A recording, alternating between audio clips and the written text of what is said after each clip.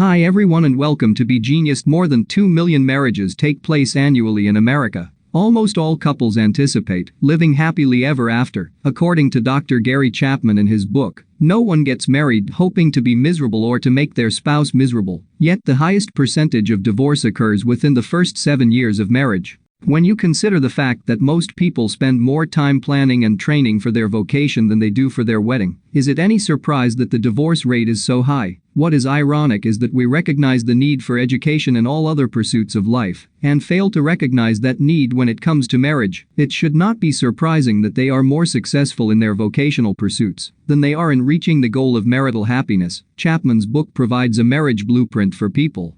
It's also useful for engaged couples or those preparing for marriage.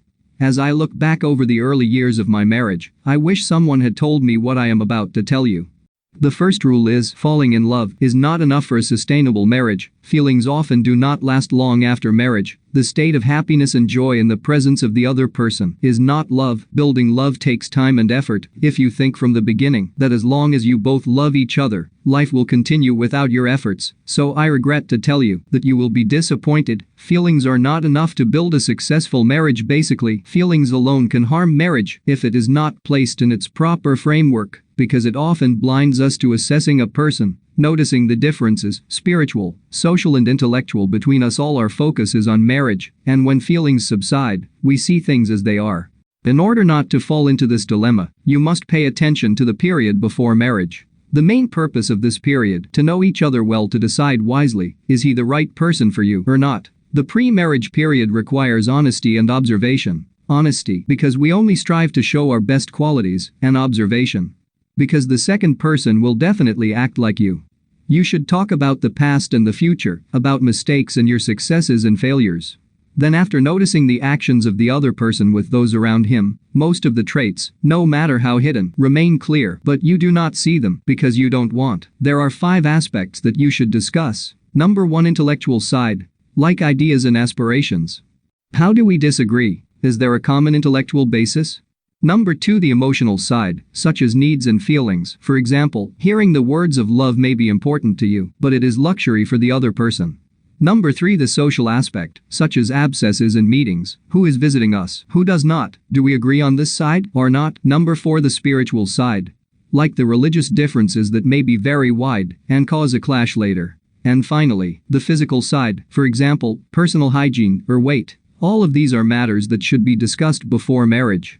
The second rule is, romantic love has 2 stages. First, the stage of falling in love. This stage doesn't require much effort to make the relationship a success, but this stage does not last for long. The second stage, it is more rational and requires effort to remain love.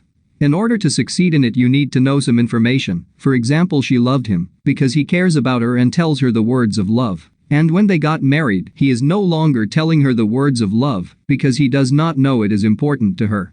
So she start to feel sad and upset and think that he is no longer love her. To be able to maintain the second stage of love, you must understand and maintain the language of love your partner prefers. We can say that there are 5 languages for love. Words of affirmation, like you look really nice in that outfit. Acts of service, doing something for your spouse, cooking a meal, washing dishes and mowing grass, doing something you know they would like for you to do. Then there's gifts, universal, to give gifts as an expression of love, and then quality time, giving them your undivided attention. Number 5, physical touch. We've long known the emotional power of physical touch, so if you put those 3 things together, observe their behavior, what are their complaints, and what do they request most often, you can figure out a person's love language. The third rule says, the kids are strongly affected by their parents, so if you're dating and serious about dating, look at her mother, because in 10 years she's very likely to be very similar to her mother, and you look at his father, because in 10 years he's likely to be very much like his father. If his father's an alcoholic, there's a good chance he'll be an alcoholic. If her mother is always interrupting her husband when he's telling a story, there is a good chance she's going to interrupt you when you talk. And remember, the apple doesn't fall far from the tree. The fourth rule is, how to solve disagreements without arguing. When we were in love, I didn't anticipate we would have any conflicts. You know, I would have done anything for her and she would have done anything for me. But when you get married and come down off the high, you realize you disagree on a lot of things. So we've got to have a plan for handling conflicts.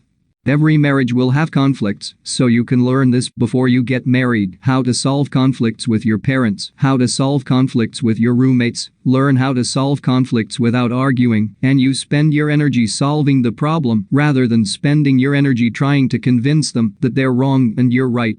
The fifth and final rule is, toilets do not clean themselves. 6 weeks into our marriage, I said to my wife, honey, the toilet's dirty. And she said, I know, I was wondering when you're going to clean it. I said, I don't know how to clean toilets. And she said, I can teach you. I just assumed she'd clean the toilet. One of the things I say is before you get married, you need to talk about who is going to do what. It's not just toilets, there's a lot of things that have to be done. So I suggest make a list of all the things that will have to be done, and then separately, she puts her initials by the ones she thinks she will do, and his initials for the one he thinks he will do. You negotiate those things before you get married, so that you go into marriage on the same page. These was 5 things I wish I'd known before we got married, and thanks for watching Be Genius. Hope you enjoyed watching the video and make sure to subscribe the channel. Each week I'm making a book summary video, a PDF to follow along, daily action worksheets, and all this for free. Just subscribe and hit the bell button.